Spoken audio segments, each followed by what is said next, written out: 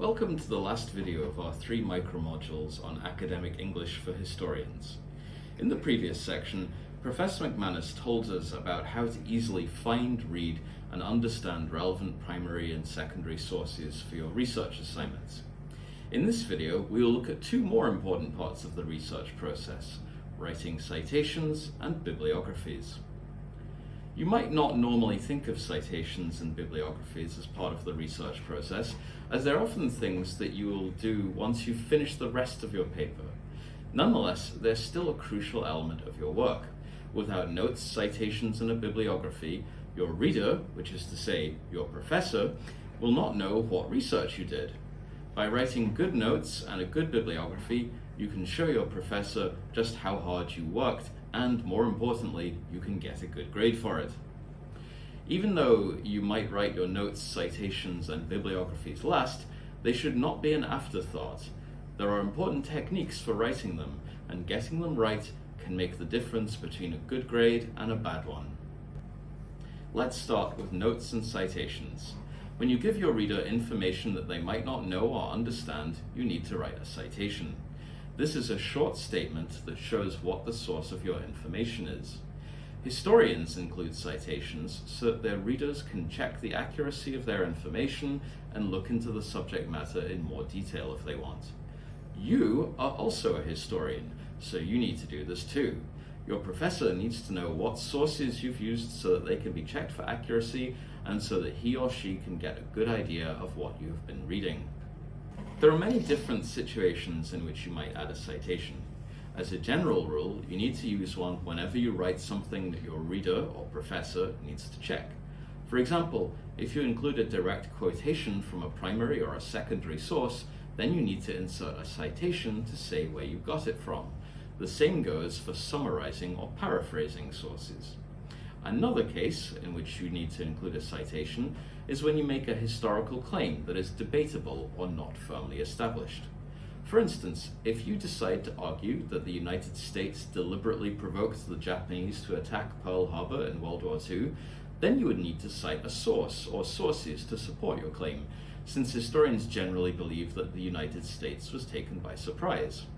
Of course, if you refer to a widely accepted historical fact, for example, that the Second World War lasted from 1939 to 1945, then you don't need a citation. So, how do you add a citation? Well, there are 3 main ways. The first is to use in-text citations. These are short notes that you add in parentheses or brackets into the main text of your essay. When you need to cite something, you just include the author's surname, the date of publication, and page numbers in brackets. For example, the citation Schusterman 2020, 171 to 173, refers to pages 171 to 173 of a work published by Professor Noah Schusterman in the year 2020, probably his new book Armed Citizens. In-text citations are common in science-based subjects like psychology or chemistry, but they are less widely used in arts and humanities subjects like history. The other 2 main ways to add a citation are through footnotes and endnotes. These types of citation are basically the same, with the only real difference being their location. You put footnotes at the bottom or foot of the page on which they appear, while the endnotes go at the end of the document. Footnotes and endnotes usually include more information than in-text citations, since there is more space to work with. While in-text citations only include the author's surname, date of publication, and page numbers, footnotes and endnotes often also include the author's first name, the full title of the work being cited, and even the place as well as the date of publication. As history students, it is usually best for you to use footnotes. They're more convenient for you and your readers. Now, there are many different types of works that you will need to cite, and there are different ways to write each one. These include books, articles, individual chapters of books, websites, edited or translated primary sources, dissertations, TV interviews, and so on. You can also cite more than one source in a single footnote or endnote. To deal with all these different types of citation, scholars have created several citation styles, which each have their own rules about how to write citations. The three most common styles in English are known as the Chicago style, the MLA, and the APA. Those last two are named after the American Modern Languages Association and the American Psychological Association. The rules can be a little complicated, but you can find quick, clear explanations of how to use them by following the links on the slide right now. Different styles are used for different subjects. For instance, the MLA style is often used in the humanities, while the APA is more common in social sciences. As historians, however, you are most likely to use the Chicago style. This is widely used in the field of history and provides the right kind of information for a history paper. However, you should know that there is no right or wrong style to use. It is perfectly acceptable for you to use the MLA, APA, or other citation styles, as long as you use them correctly. Your citations give your reader a running list of your sources as they go through your paper.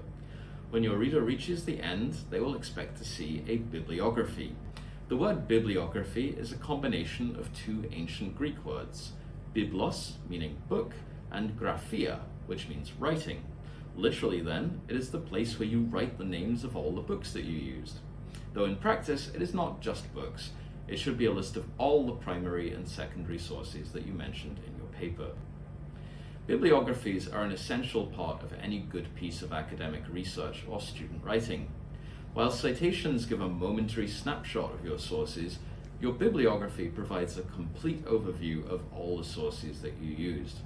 You should know that your professor will always check your bibliography. In fact, it's often the first thing that we read when we pick up a student's paper. So it's a good idea to begin your bibliography when you first start your research and keep updating it as you find new sources. That way, it will already be done when you come to write your essay or paper. Okay. Making a bibliography is quite simple in principle. It is a list of sources organized alphabetically by the surnames of authors. When the list has more than one work by the same author, we organize them chronologically from the oldest to the newest.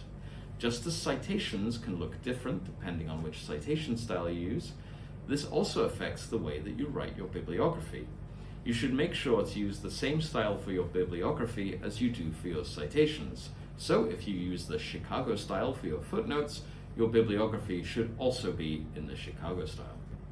You can find information on how to write bibliographies in the different styles by following the links provided earlier in the section on citation styles. Right now, you can see on screen a short sample bibliography written in the Chicago style. You can get a good idea of how to format a bibliography by looking at the ones in books and articles that you read during your research. Now, back in the old days, when Professor McManus and I were undergraduate students, we all used to make our bibliographies and citations by hand, typing them directly into a Word document. In the really old days, people had to do it by pen or pencil. You can still type it yourself if you like, although please don't use a physical pen or pencil. But nowadays, you can save yourself some effort by using specialized bibliographical software.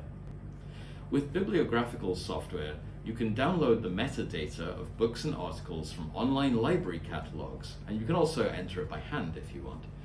The program will then translate the metadata into the citation style format of your choice, be it Chicago, MLA, APA, or a range of others. Here are 3 of the most popular free options that you can use. Zotero, for example, is a free open source program that integrates into word processing software like Microsoft Word and Google Docs. Once you get it set up, you can choose which citation style you want to use in a particular document. Then, simply with the click of a button, you can add citations and then generate a complete bibliography of every work that you cited in the document. Not only is this faster than by doing it by hand, but it is much less likely that you will make a mistake. Of course, bibliographical software won't do everything for you. For instance, you may want to create separate bibliographies for primary and secondary sources. In this case, you would need to cut and paste the sources into their respective lists for yourself. We've now come to the end of our 3 micro-modules on academic English for historians. In this video, you've learned how to marshal your sources into a written form in your papers by using citations and bibliographies.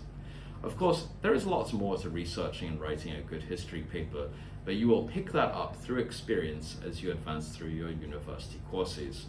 For now, you have the basic knowledge, so just remember, practice makes perfect.